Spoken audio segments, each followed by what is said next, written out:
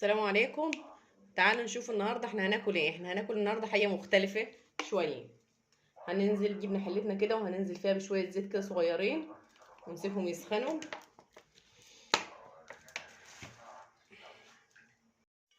كده. الزيت بتاعنا سخن.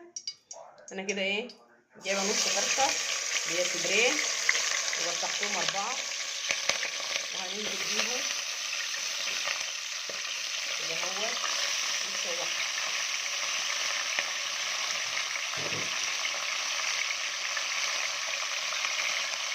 هنسيبهم يتشوحوا براحتهم عشان احنا عاوزينهم يتشوحوا تشويحه كويسه. كده هي الفرخه اتشوحت معانا، هي لسه تشويحه كده هو تمام. نقلب فيها تمام. هننزل عليها بايه كمان؟ بالبصله بتاعتنا.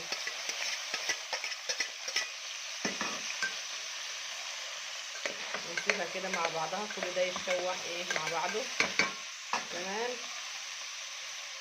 هننزل عليها بورقتين لورا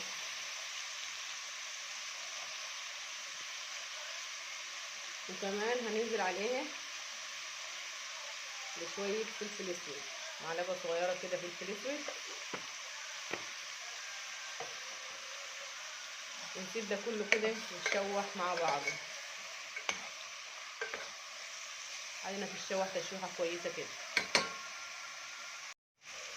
كده شوحنا الفرخه بتاعتنا اهي تشويحه محترمه. هننزل عليها بايه؟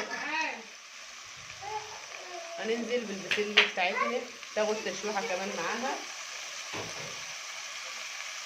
دي البسله دي عشان متفرزه، يعني النهارده عامله الفراخ مع البسله كده بطريقه مختلفه شويه، غير ان هي نحطها في صينيه نحطها في الفرن. لا احنا هنعملوها في حله على البوتاجاز. هنسيبها كده برضو تاخد تشويحه معاها. ماشي. احنا كده ايه شوحنا البسله تشويحه محترمه مع الفراخ بتاعتنا هي. هننزل عليها كده بجزرايه على بطاطسايه مقطعينهم مكعبات.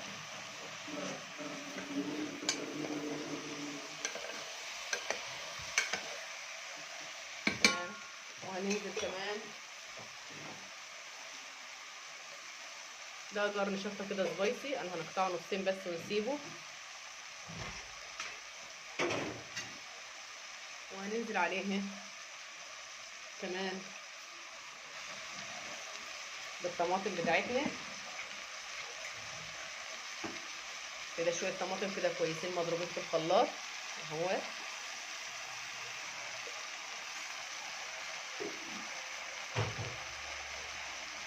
وشويه سكر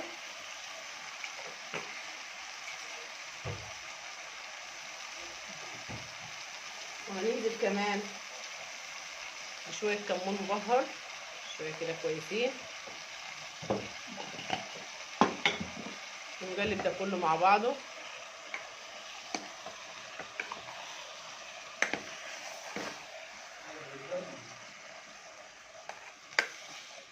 ونسيب ده كله يستوي كده على مهل.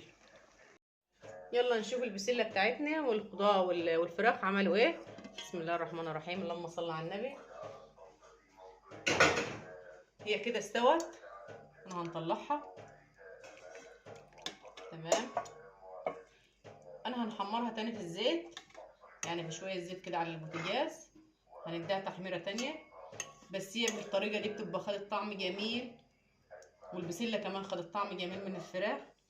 وكده انا سويتها كلها وغيرنا طعمها وغيرنا الفراخ المسلوقه وغيرنا الفراخ المشويه النهارده وعملنا حاجه جديده وكلنا خضار طعم جميل. واحنا كده بس يا دوب ايه هنحمر. احنا كده جبنا الطاسه السمراء بتاعتنا هي الموجوده في كل بيت، حطيت فيها شويه زيت يسخنوا وهننزل بالفراخ فيها.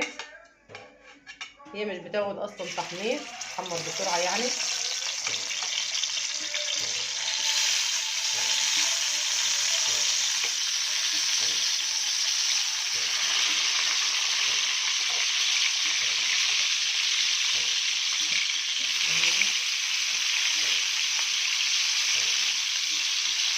هتاخد لها وش كده ووش كده وخلاص. على كده مش محتاجين، يعني ممكن ناكلوها كده عادي مفيش مشكله، بس للناس اللي ما بتحبش الفراخ تبقى لونها ابيض ده لا لازم تتحمر كده اهوت. هي حالا بتتحمر، وعلى فكره بتتحمر بسرعه جدا جدا كمان يعني غير العادي.